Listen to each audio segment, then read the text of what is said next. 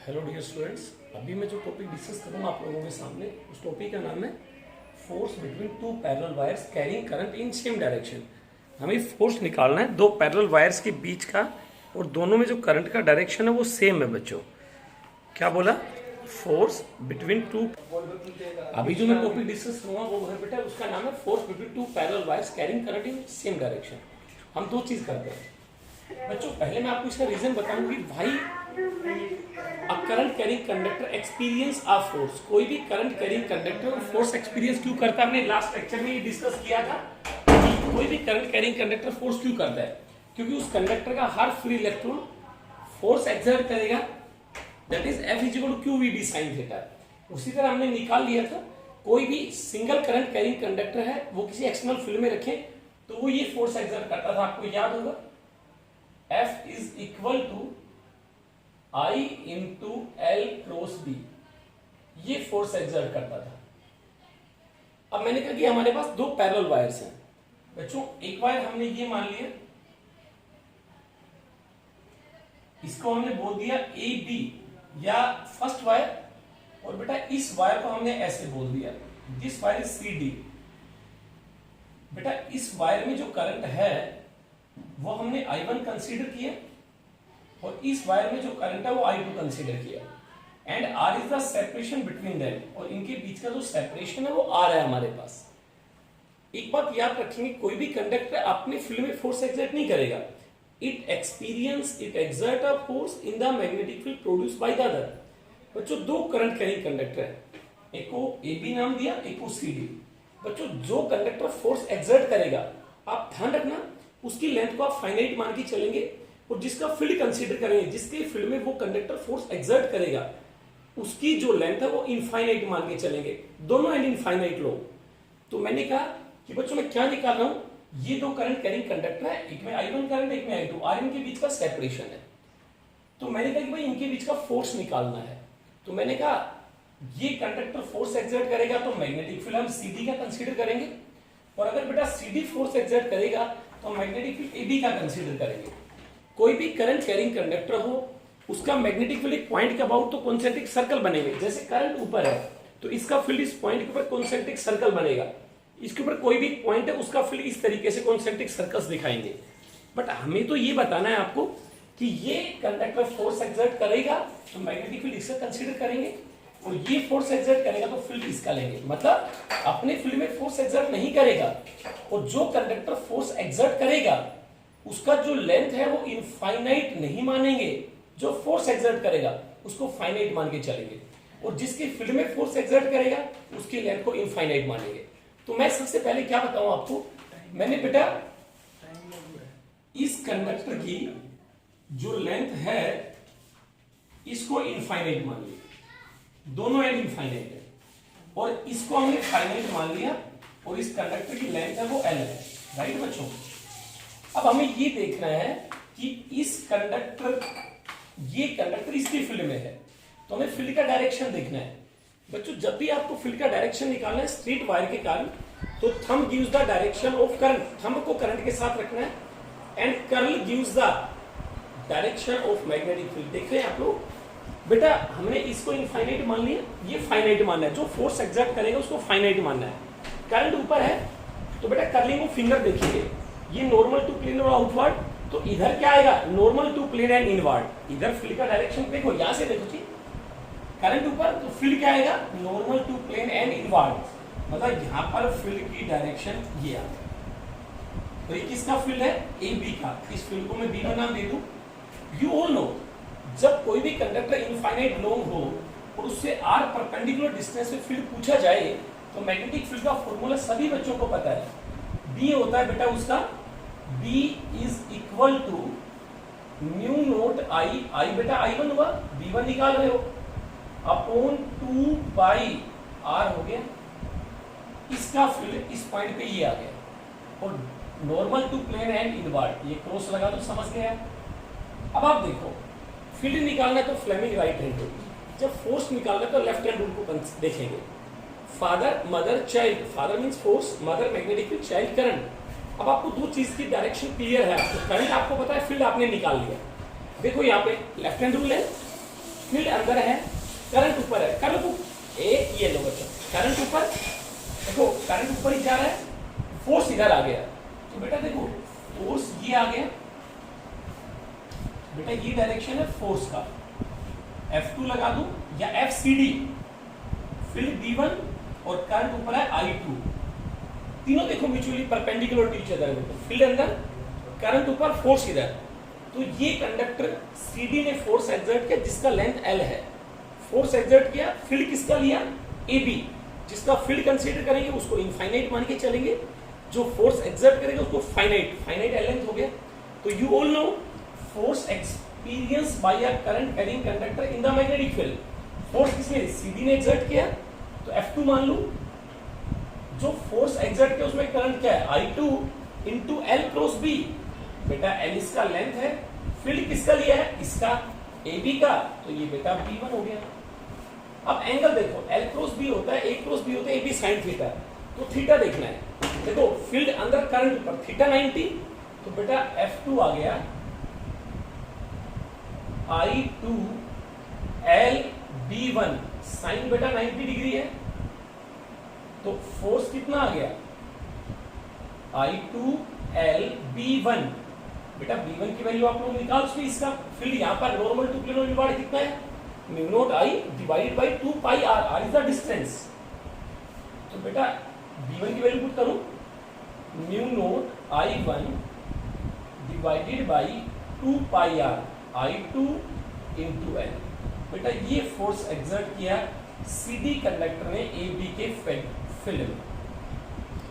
इसको हम थोड़ा सा और भी चेंज कर सकते हैं, क्यों ना मैं इसको 2 से मल्टीप्लाई करूं और 2 से डिवाइड करूं, तो बेटा ये सिर्फ इसको म्यू नॉट अपॉन 4 पाई बनाने के लिए कर रहा हूं, तो बेटा F2 कितना आ गया, F2 बेटा L को मैं राइट में लेफ्ट में लिया है, force per unit length, on the unit length force निकाल लिया हमने, mu naught divided by 4 pi 2 I1 I2 divided by R, बच्चों this is the expression for force between the to long parallel wires having current in same direction, this is the force. आप कुलेम्स law को याद करें, K Q1 Q2 by R square, वही चीज है, ये K हो गया mu naught by 4 pi, K Q1 I1 हो गया, Q2 I2 हो गया, R स्क्वायर यहाँ क्या आएगा R, राइट। अगर R फिक्स हो तो F डायरेक्टली I1 I2 हो गया, और अगर I1 I2 को कांस्टेंट मान के चले तो F इनवर्सली R हुआ, और ग्राफ का नेचर बेटा रेक्टेंगुलर हाइपरबोलिक आएगा कि नहीं आएगा। पहला दिस कुछ नहीं बच्चों, जिसका फोर्स निकालेंगे उसको इनफाइनाइट, जिसका फील्ड लेंगे वो इनफाइनाइट, तो फोर्स इधर आ गया। सेम वे में मैं एक और डायग्राम बना के दिखाता हूं, देखो आप लोगों को, ताकि आपको क्लियर हो सके। ये हमारे पास फर्स्ट वायर है, इसमें करंट I1 AB वायर है। अब बेटा इसको मैं फाइनाइट नहीं मानता, इसको इनफाइनाइट मान लेता हूं, ये भी एन इनफाइनाइट, ये भी इनफाइनाइट, इसमें करंट I2, ये वही सेपरेशन R। अब मैं कहता हूं भाई AB फोर्स एक्सर्ट करेगा CD की लेंथ क्या है इनफाइनाइट, वही एक्सप्रेशन आएगा, सिर्फ डायरेक्शन, जब फील्ड निकालना है तो राइट को यूज करेंगे, फोर्स निकालना है तो लेफ्ट को यूज करेंगे।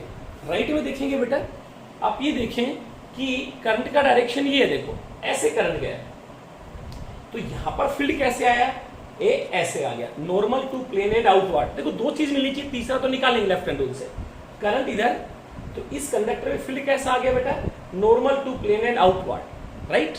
तो बच्चों मैं क्यों यहाँ पे मैं डॉट लगा दूं, ये फील्ड हो गया CD का, B2 लगा दूं मैं, B2 कितना आया बेटा, B2 कितना होगा, mu naught I upon 2 pi R, mu naught I2 divided by 2 pi R, बस।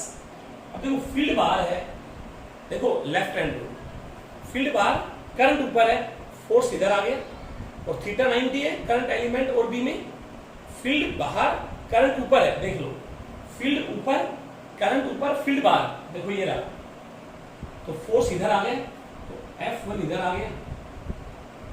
देखो बच्चों ये फोर्स एक्सर्ट करेगा तो इधर मूव करेगा, ये फोर्स एक्सर्ट करेगा तो इधर मूव करेगा, तो तो ये आ गया F1, तो वही रूल F1 क्या हो गया, I1 करंट है, L क्रॉस B B2 हो गया बेटा, एक्सप्रेशन वही आ गया। B2 क्या होगा, mu naught I2 upon 2 pi r, theta 90 है, तो वही एक्सप्रेशन आएगा mu naught I1 I2 upon 2 pi r into L. बेटा एल को मैं राइट में ले गया। आप लोग देखो फोर्स का मैग्नीट्यूड बराबर है, mu naught upon 2 pi I1 I2 by r, वो भी वही था। अगर मैं 2 से मल्टीप्लाई करूं 2 से डिवाइड, तो ये 4 पाई बनेगा, ये 2 बनेगा।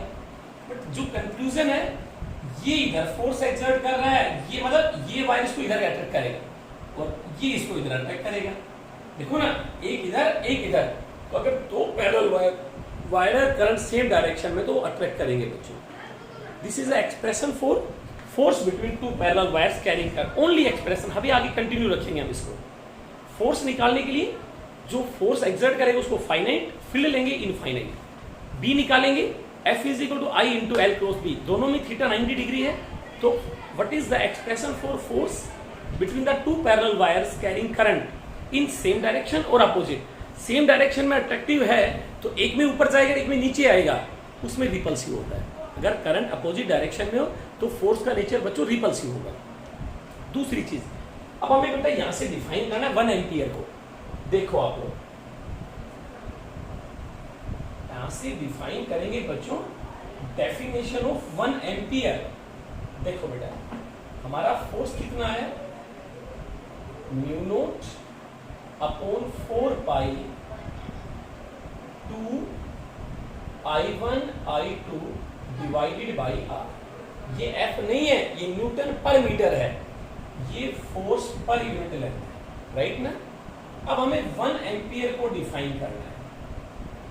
आप लोगों ने करंट में नहीं पढ़ते थे 1 एम्पियर होता था 1 कूलम चार्ज हो 1 सेकंड में फ्लो करे। This is not the standard statement of 1 ampere. जब भी एग्जाम में 1 एम्पियर डिफाइन करना आएगा बच्चों, आपको क्या करना है, let I1 is equal to I2 is equal to I, 1 ampere बच्चों, राइट।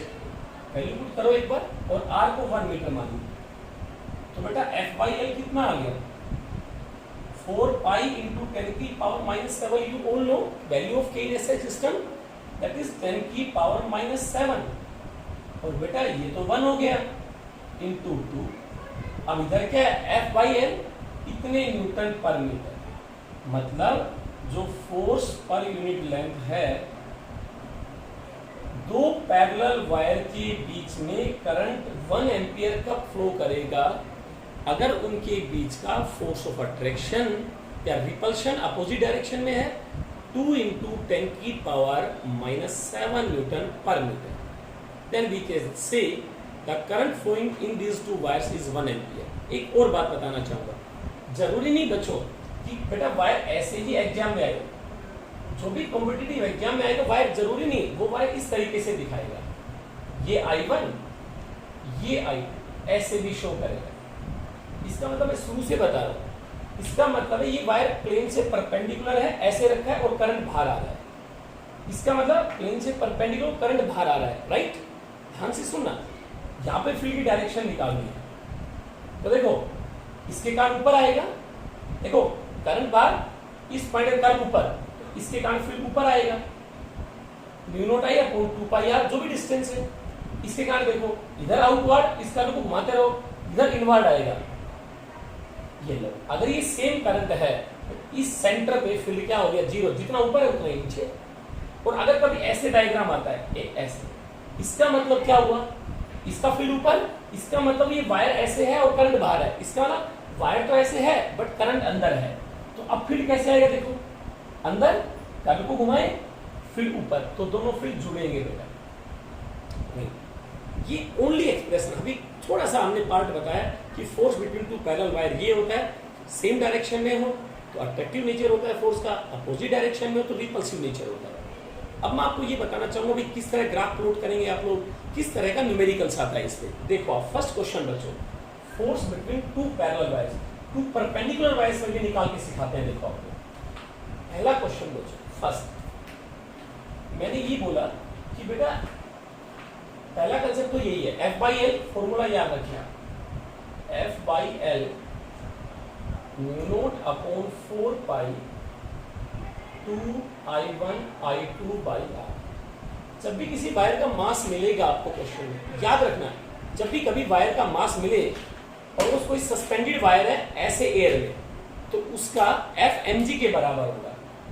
तो बेटा एक फॉर्मूला तो ऐसे बनाएंगे, M G by L mu not upon 4 pi 2I1 I2 divided by are.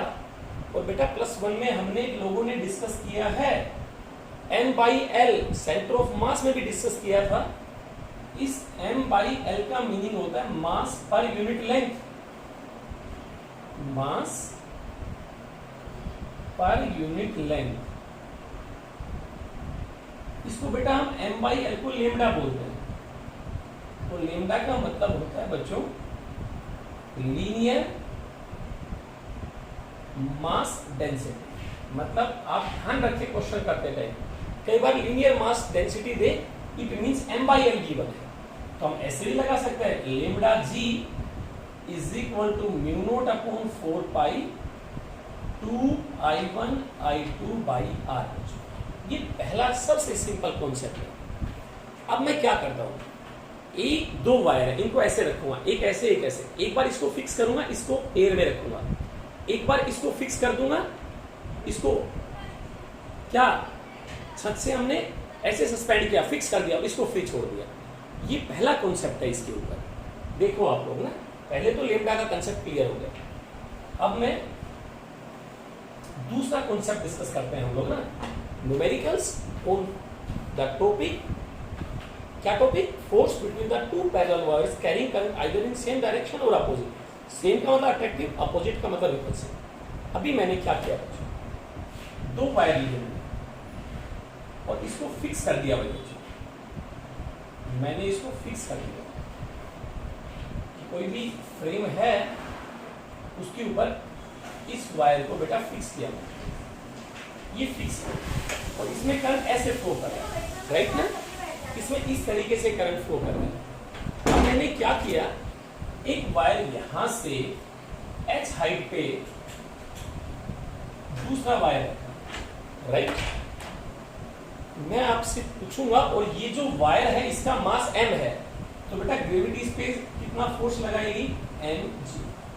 तो एक वायर तो नीचे गिरेगा ना, क्योंकि कोई भी चीज आप एयर में अगर हमने छोड़ दिया तो ग्रेविटी उसके ऊपर फोर्स लगाएगी mg, तो नीचे गिरेगा। बट हम ये चाहते हैं कि ये वायर जो है ये एयर में स्टेशनरी रहे, एक जगह से लटका रहे, नीचे भी नहीं आए ऊपर भी, यहाँ पे रहे। ये तो पॉसिबल ही नहीं है, क्योंकि जब तक नीचे से कोई फोर्स नहीं लगाएगा जो mg के बराबर हो तो यहाँ पे रुक ही नहीं सकता।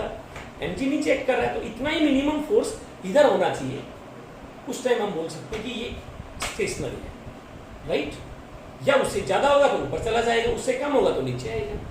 अब आप देखिए, अब इसको इस चीज को माइंड में फीड कर लो बच्चों। सेम अगर इस डायरेक्शन में करंट है और इसी डायरेक्शन में मैं इसमें फ्लो कर दूं तो डेफिनेटली ये अट्रैक्ट करेगा, क्योंकि मैंने आपको अभी अभी डिस्कस किया था दो पैरेलल वायर में करंट का डायरेक्शन सेम है तो अट्रैक्ट करेगा। तो फोर्स जो फोर्स बिटवीन टू पैर वो भी नीचे लगेगा, तो ये वायर एयर में रुक सकता है क्या? पॉसिबल ही नहीं है। हम यूं चाहते हैं कि ये वायर इसको ऊपर की तरफ रिपेल करे। जब नीचे वाला फिक्स हो और नीचे वाले वायर में करंट की डायरेक्शन हो तो बेटा ऊपर वाले में करंट की डायरेक्शन हमेशा अपोजिट शो करनी है। पहला कॉन्सेप्ट इसमें ऐसे है, ऊपर वाले को स्टेशनरी रखना है तो करंट अपोजिट डायरेक्शन में मूव करना है, ये सबसे पहला रूल। अगर इसमें इधर होगा तो इसमें इधर, और इसमें इधर होगा तो उसमें उधर। भाई मैं इसको प्रैक्टिकली दिखाता हूं आपको, डायग्राम में देखो बोर्ड पे। एमजी तो नीचे लगेगा, ये फोर्स एक्सर्ट कर तो फील्ड इसका लूं, फील्ड कैसे आएगा? देखो करंट ऐसे तो फील्ड आ गया, देखो normal to plane and outward. Current देखो बेटा ऐसे करंट, फील्ड ऐसे आ गया, तो यहां पर मैं डॉट लगा दूं।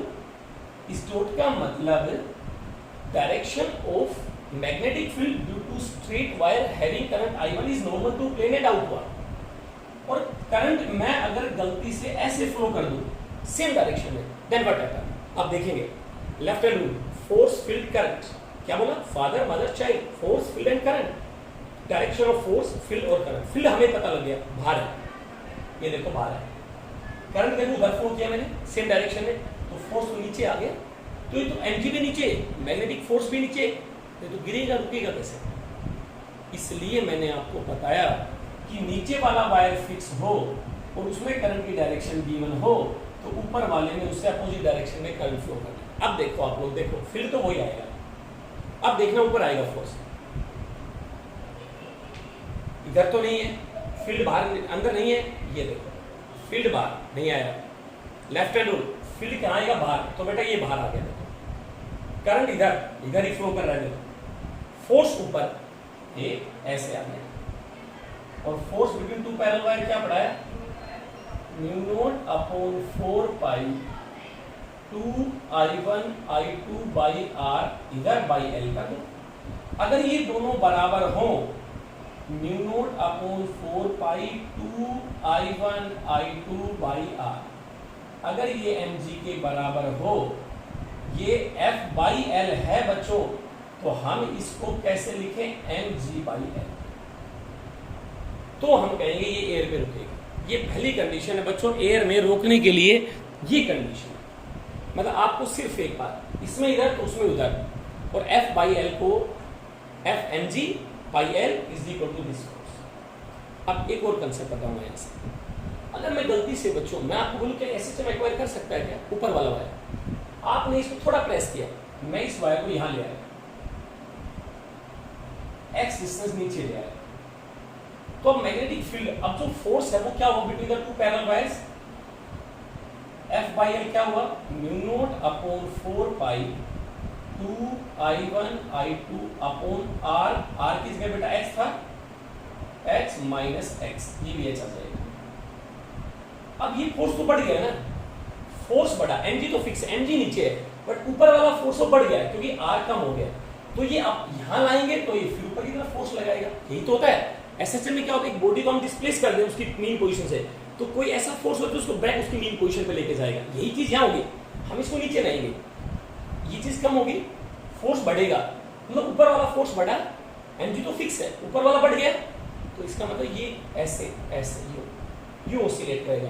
ये स्टेबल इक्विलिब्रियम का केस होता है, जब नीचे वाला फिक्स हो ऊपर वाला फ्री हो, this is the case of stable equilibrium.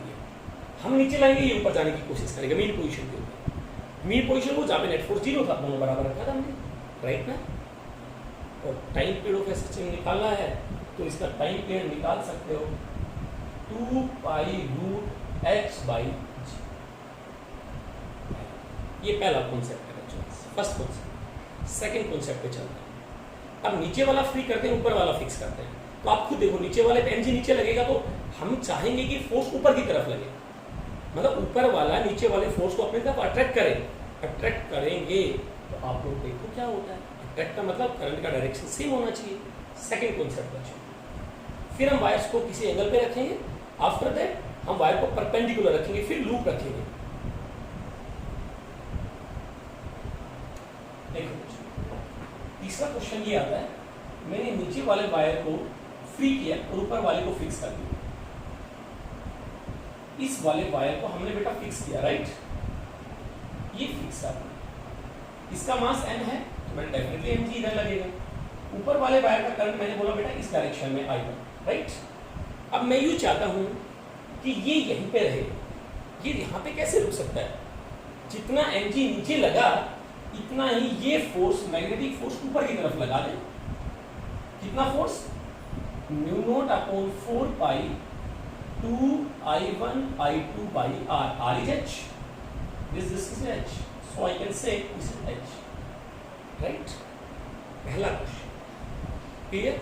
अब आप देखिए कि इसमें करंट ऐसे है, आप ये मत सोचिए कि सर ने ऐसा बोला कि सेम डायरेक्शन, हम खुद करके देखें, फील्ड निकालने के लिए राइट, फोर्स निकालने के लिए left, thumb gives the direction of current, curling of finger gives the direction of magnetic field. देखते हैं करंट ऊपर है तो इधर फील्ड कैसे आएगा, देखो इधर तो नॉर्मल टू प्लेन आउटवर्ड, इधर घुमाइए बेटा normal to plane and inward, या ऐसे करके दिखाऊं, करंट ऐसे तो इधर क्या आएगा, अंदर की तरफ आएगा, तो यहाँ फील्ड आ गया फोर्स, ये करंट हमें नहीं पता, हम करके देखें, फील्ड अगर करंट ऐसे फ्लो कर दूं मैं इस डायरेक्शन में, तो फोर्स डेफिनेटली ऊपर आएगा कि नहीं आएगा। बट अगर मैं करंट ऐसे फ्लो करूं इधर अपोजिट डायरेक्शन उससे, तो फोर्स भी नीचे लगेगा।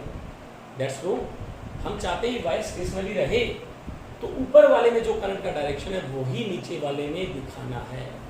बट ये अनस्टेबल इक्विलिब्रियम होता है, हमेशा ध्यान रखेंगे ये अनस्टेबल इक्विलिब्रियम होता है।